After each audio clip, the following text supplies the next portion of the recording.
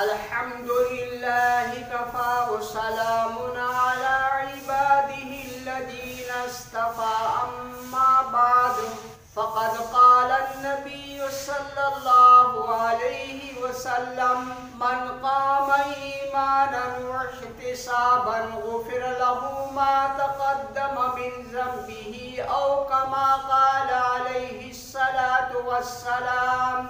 وقال رسول الله صلى الله عليه وسلم صوموا لرؤيته وافطروا لرؤيته او كما قال عليه الصلاة والسلام. حضرات گرامی و حاضرین مجمع، آج امید قوی ہے کہ چاند ہو جائے گا. کل سے ہمارے اور آپ کے اوپر رمضان المبارک کا عظیم الشان مہینہ سایہ فگن ہونے جا رہا ہے. اس ماہ مبارک کے اندر حضور پرنور صلی اللہ علیہ وسلم کا جو سب سے پہلا عمل تھا وہ یہ تھا کہ آپ نے چاند دیکھنے کا حکم فرمایا. صوموا لرؤیتہ وافطروا لرؤیتہ، چاند دیکھ کر کے روزہ رکھو اور چاند دیکھ کر کے عید مناؤ.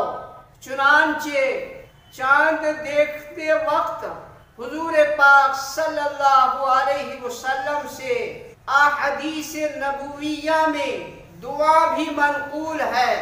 اللہ رب العالمین نے ہم اور آپ کو صحت اور عافیت کی حالت میں یہ مہینہ عطا فرما رہا ہے.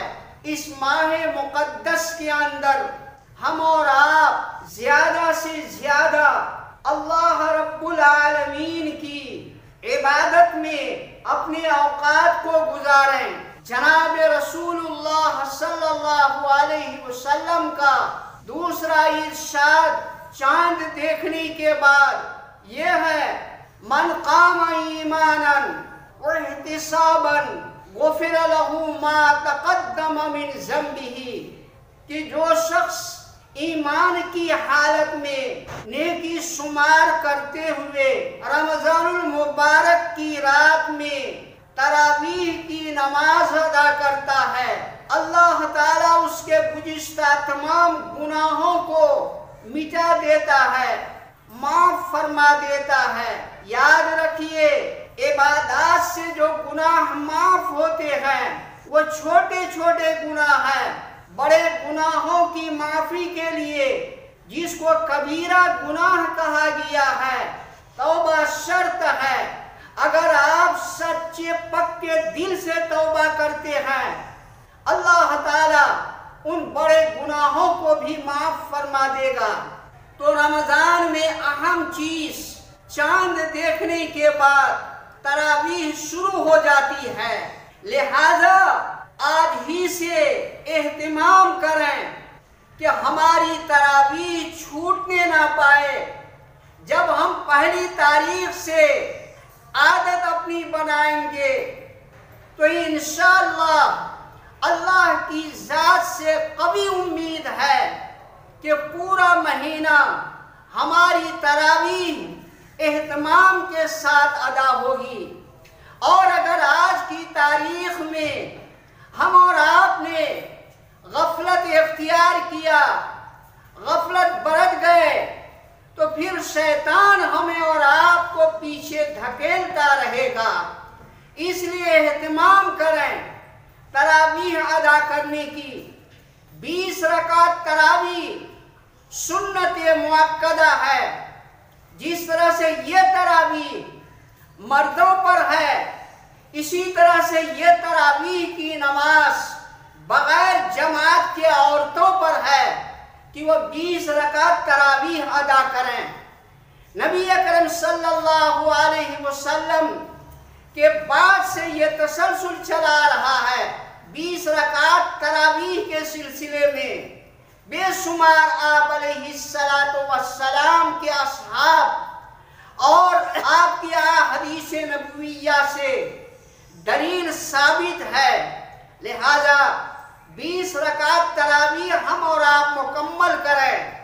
جہاں آپ صاحب قرآن پاک سنا رہے ہوں تو ہم شروع ہی سے حافظ کے پیچھے کھڑے ہو کر کے تراویح قرآن پاک سنیں اور تراویح ادا کریں۔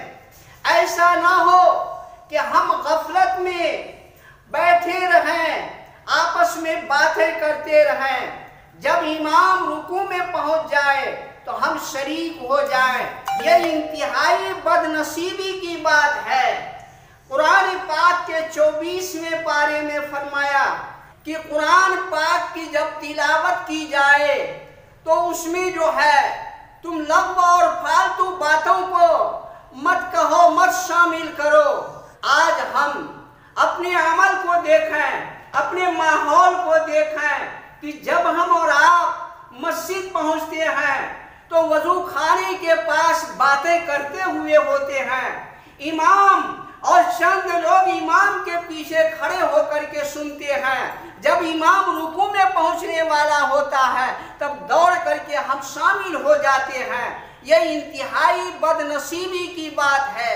یہ پورا قرآن سننا لازم نہیں آیا، اس لیے لازم ہے کہ اول تا ابتدا ہم امام کے پیچھے کھڑے ہو کر کے قرآن پاک کی تلاوت سنیں۔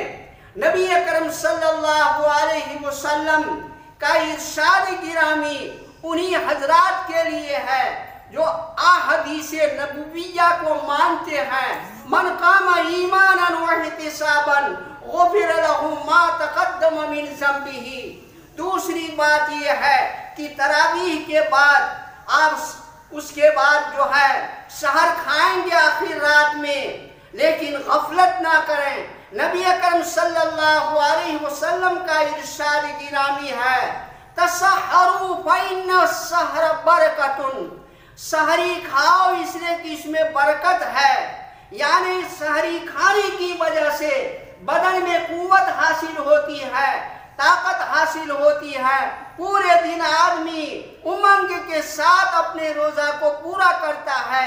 سحری نہ کھانے کی وجہ سے آدمی اپنے اندر سستی اور کوتاہی محسوس کرتا ہے اور بھوک کا بھی احساس ہوتا ہے۔ رمضان کو گزارنے کے لیے، رمضان کے روزے کو گزارنے کے لیے عام طور سے لوگ واہی، تباہی، غیبت، چغلی وغیرہ میں مبتلا ہوتے ہیں۔